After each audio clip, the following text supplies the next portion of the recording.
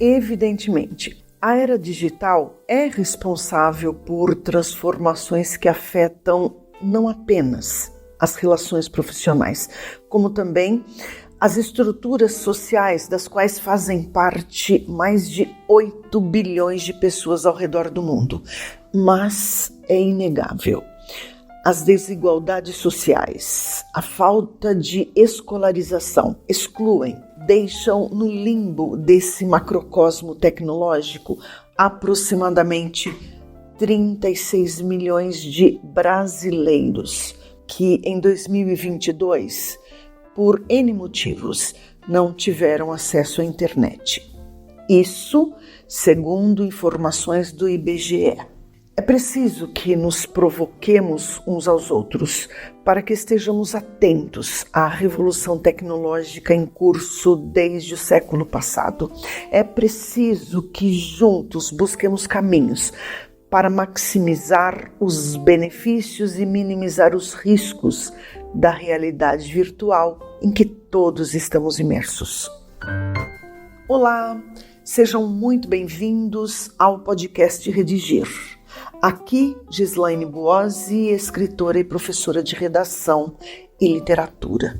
No episódio de hoje, abordo desafios para a integração da inteligência artificial na sociedade brasileira. Recorte temático, sem dúvida, muito bem posto. De início, alguém há de levantar a seguinte questão: Gislaine, será mesmo que a integração da inteligência artificial, em outras palavras, a democratização do acesso à inteligência artificial às diferentes camadas sociais, é, de fato, um tema relevante para o Enem?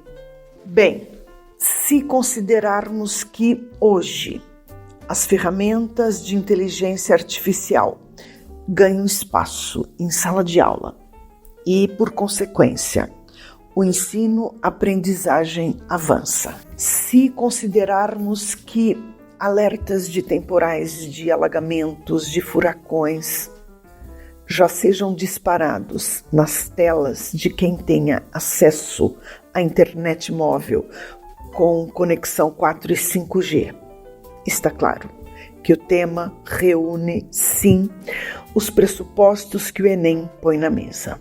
Avaliem comigo. Consta na própria cartilha do participante Enem que a prova de redação exige do candidato a produção de um texto em prosa, do tipo dissertativo argumentativo, sobre um tema de ordem social, científica, cultural ou política. Aqui estão os eixos a partir dos quais o recorte temático é proposto. Quando falamos em inteligência artificial, falamos, obviamente, de ciência e tecnologia. E percebam, a equação inteligência artificial mais sociedade mobiliza, impacta a educação, a cultura e a política. E toda essa engrenagem há de se movimentar em favor da integração do capital humano ao tecnológico. Esse é o desafio em evidência. Há aqui ponderações significativas que agregarão valor à nossa formação continuada enquanto cidadãos. A discussão está só começando. Fiquem por aqui. Deixa-me dizer que divido esse episódio em 4 blocos. Nesse primeiro, faço algumas considerações a respeito da redação do Enem. Quero reforçar com vocês as competências da avaliação. No segundo bloco, apresento tema, repertório sociocultural e tese. No terceiro, faço a argumentação e no quarto, sugiro caminhos possíveis para resolver a situação que nos foi colocada. Nesse primeiro bloco, digo então que estão previstas 5 competências para a correção da dissertação argumentativa do Enem. São elas: 1. Domínio da norma culta. 2. compreensão do tema, atendimento ao tipo e citação de um repertório sociocultural. 3. Seleção e organização de argumentos em defesa da tese. 4. Conhecimento dos recursos coesivos. E 5. Proposta de intervenção social ao problema enfrentado. Cada uma dessas competências, vocês já sabem, é avaliada em até 200 pontos, perfazendo então 1.000 pontos. Os 1.000 pontos que têm sido raros no Enem. Mas a gente pode mudar esse cenário. Para a primeira competência, domínio da escrita. Nossas aulas de gramática devem vir à tona. Avaliam-se a ortografia, a morfologia, a sintaxe de concordância, de regência, além do uso formal do idioma, que se contrapõe aos coloquialismos, às gírias e aos cacuetes da linguagem. Pessoal, olha só, quando falo da escrita formal, não entenda que se deva empregar palavras difíceis. Não. O emprego de palavras difíceis, ao contrário do que possa parecer, significa anacronismo, significa escrita prolixa, empoeirada. A escrita, ainda que formal, não pode fugir do universo vocabular do leitor. O escritor não pode obrigar o leitor a consultar o dicionário a cada linha que lê, até porque isso não vai acontecer. Com palavras simples, é possível escrever períodos elegantes. O segredo da boa escrita está na correção e não na escolha de palavras cujos significados não sejam imediatamente conhecidos. Para a segunda competência, tema, tipo e repertório. Atenção aqui para não tangenciarmos nem fugirmos do tema. Lembremos, tangenciar o tema é focalizar o assunto mais abrangente, sem, contudo, abordar o recorte temático que foi proposto. Por exemplo, tema de 2023, desafios para o enfrentamento da invisibilidade do trabalho de cuidado realizado pela mulher no Brasil. Pois bem, o candidato que focalizou a mulher no mercado de trabalho, simplesmente isso, me parece, tangenciou o tema, o que pode ter rendido um corte significativo da nota nessa competência. Por sua vez, o candidato que abordou o desemprego ou a falta da representatividade da mulher na política, obviamente, fugiu do tema. E então a redação, com toda certeza, levou nota 0. Para não incidirmos nem na tangência, nem na fuga, o ideal é que utilizemos uma vez em cada um dos parágrafos a palavra ou a expressão-chave do tema. E, importante, para não cometermos repetições, procuremos palavras ou expressões sinônimas. Fiquemos atentos também ao tipo de texto proposto, qual seja a dissertação argumentativa. Aqui é preciso dizer que a dissertação argumentativa é um texto híbrido, quer dizer, misturado. Há trechos informativos, sobretudo recortes históricos, datas, nomes, estatísticas, a partir dos quais se faz a argumentação propriamente dita. As informações fundamentam, sustentam as argumentações. Mas, espera aí, o texto pronto deve ser predominantemente argumentativo, quer dizer, deve conter mais argumentação do que exposição. E o repertório, Gislaine? Bem, ao exigir do candidato um repertório sociocultural próprio que dialogue com o tema, Na verdade, o Enem como que desafia o candidato a provar seu conhecimento de mundo. É preciso, sim, incorporar ao texto conteúdo das mais diversas frentes. Fragmentos históricos, literários, sociológicos, artísticos são sempre bem-vindos, desde que, repito, dialoguem, estejam em sintonia com o tema. Desse modo, mencionar Pelé, ícone mundial do futebol, para assuntos ligados ao esporte é acertar em cheio na escolha do repertório.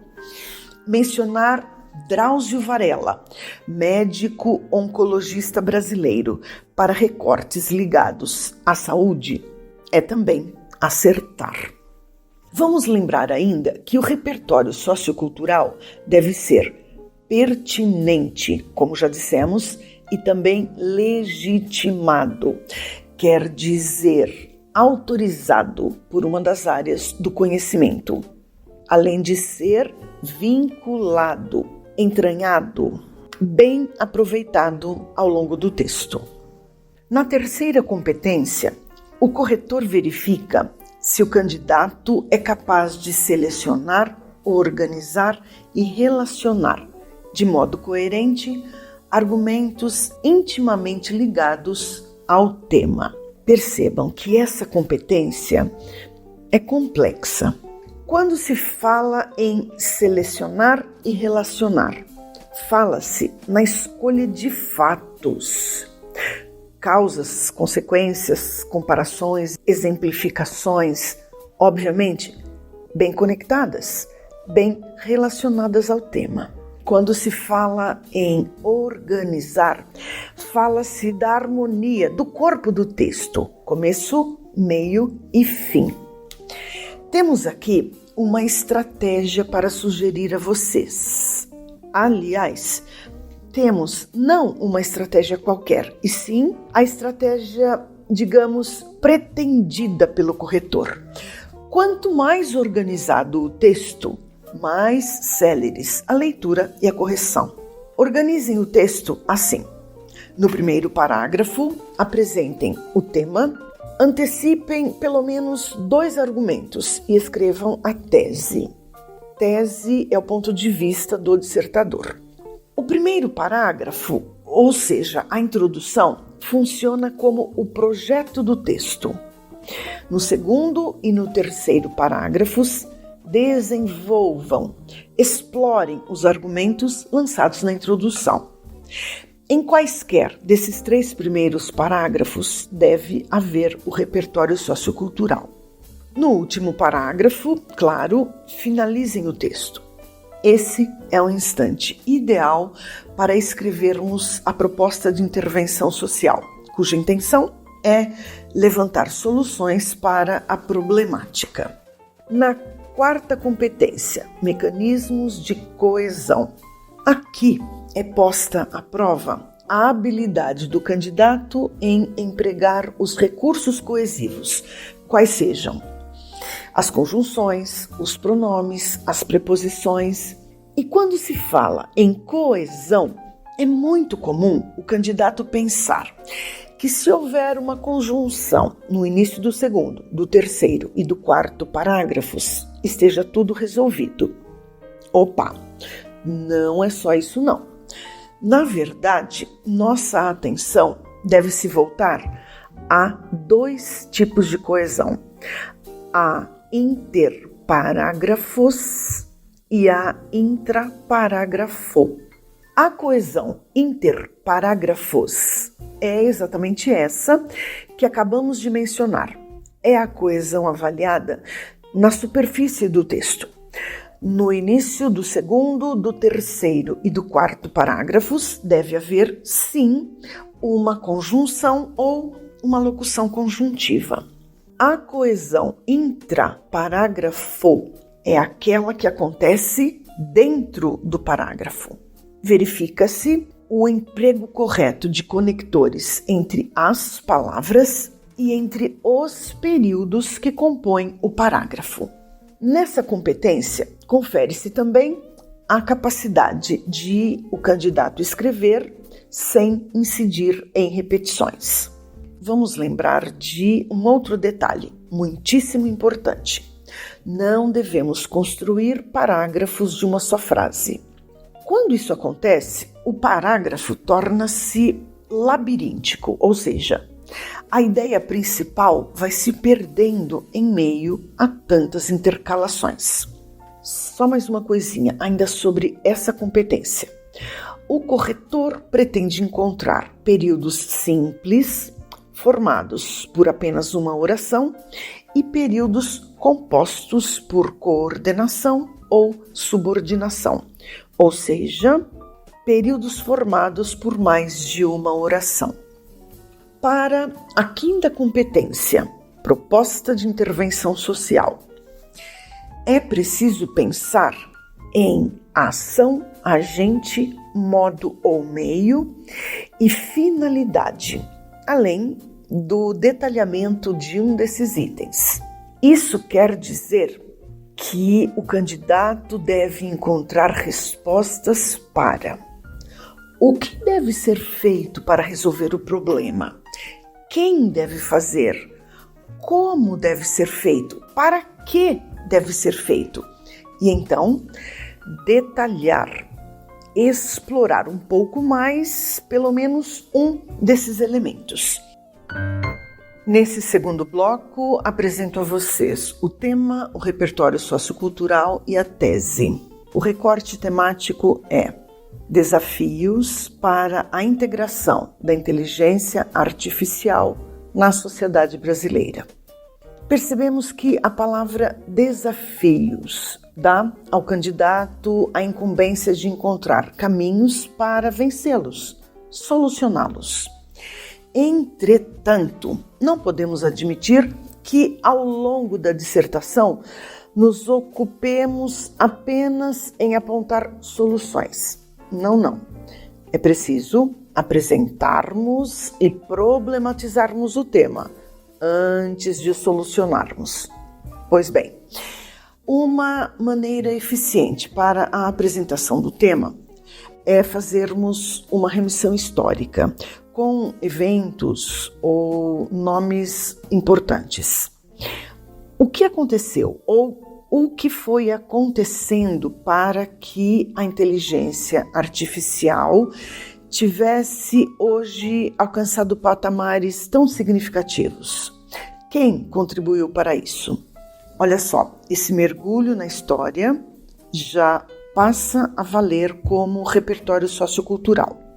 Então, nesse instante, reforço com vocês a necessidade de reunirmos conhecimentos, conceitos das mais diversas disciplinas para a composição do repertório. Isso equivale a dizer que as aulas de história, de geopolítica, de filosofia nos dão subsídios para o desenvolvimento da redação do Enem e para a redação de grandes vestibulares também. Apresento o tema assim: as máquinas podem pensar? Essa indagação, feita pelo cientista da computação e matemático britânico Alan Turing, na década de 1950, foi o início do caminho, quase desenfreado, percorrido pela inteligência artificial rumo à sociedade contemporânea. Há muitos outros repertórios possíveis. Por exemplo, um paralelo entre as revoluções industriais dos séculos XVIII e XIX e a revolução tecnológica do século XXI. Deixo agora a tese. Assim, com efeito, é tempo de cientistas, sociedade organizada e governos mobilizarem-se em favor das transições que se aceleram a fim de compreenderem e prepararem-se para garantir o avanço sustentável da tecnologia. Nesse terceiro bloco, faço as argumentações. Falo primeiro de argumentos em torno dos benefícios da integração da inteligência artificial à sociedade.